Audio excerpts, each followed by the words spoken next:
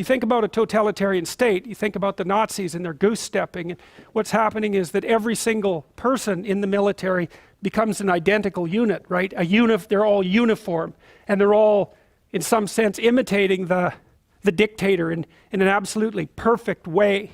And so the dictator wants to impose strict uniformity on the entire population. That's order.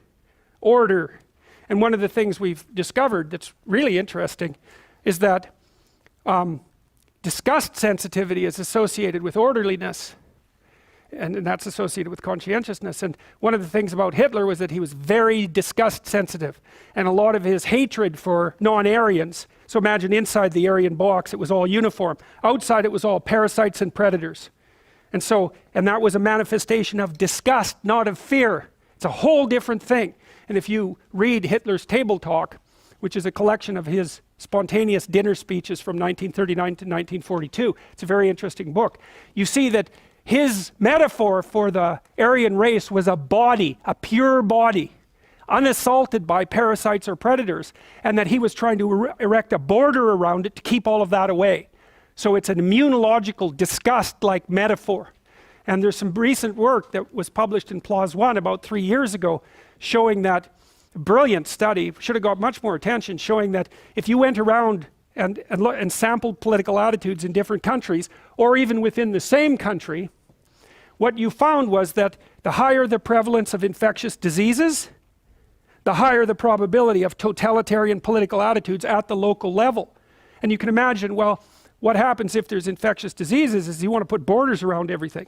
You don't want free movement between ideas or people, because that's partly how the disease spreads. You're going to have much more strict sexual rules, for example, because that's a great way for diseases to be transmitted.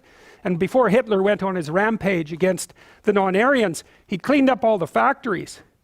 Like, he went in there and fumigated them. It was part of the law. And he went on a public health campaign to get rid of tuberculosis, and he got rid of the bugs in the factories as well. And he used Zyklon B.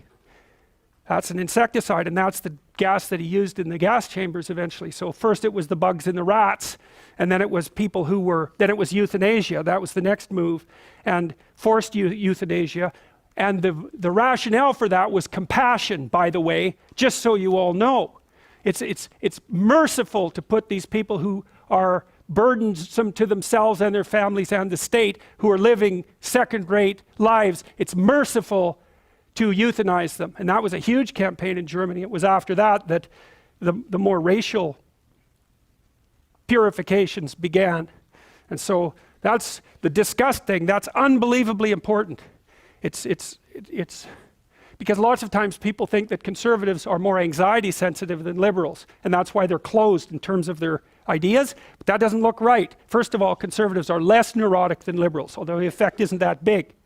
So it doesn't look, and they actually are, they score higher in measures of well-being. The most unhappy people are liberal men, by the way. So, but people are often accused, if they're conservative, of being fearful, and that's why they, suppress other people's viewpoints. But that doesn't look right. It's low openness and high orderliness, and that looks like it's associated with disgust, and that looks like it's associated with something called the extended immune system, which is the proclivity of people to keep themselves away from potential sources of contamination. It's really terrifying, because one of the things people often said about Germany was that, it was a very civilized country, and yet it descended into barbarity. But conscientiousness is a very good predictor of long-term success. And so you could say, well, conscientious societies are more civilized, but they're also more orderly, and that makes them more disgust sensitive. And so what it might have easily been in Germany was that it was an excess of civilization rather than its lack that produced exactly these consequences. And that's a far more frightening proposition, and one that's, I believe, much more likely to be true. Hitler bathed 4 times a day. And he was also an admirer of willpower, so he could stand like this for 8 hours in the back of a car. And the thing about conscientious people is they're very willpower oriented.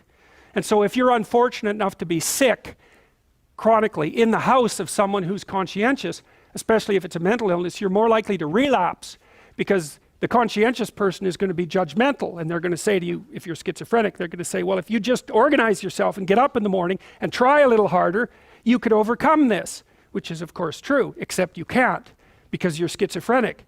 And so the pressure put on you by the anger and the contempt is going to increase the probability that you'll relapse. So orderly people are very judgmental. And you know, orderliness is very highly associated with things like anorexia. And the anorexic is basically someone who's so disgust sensitive that they become unable to tolerate their own body. And they see it as a source of corruption and imperfection, which of course is exactly right.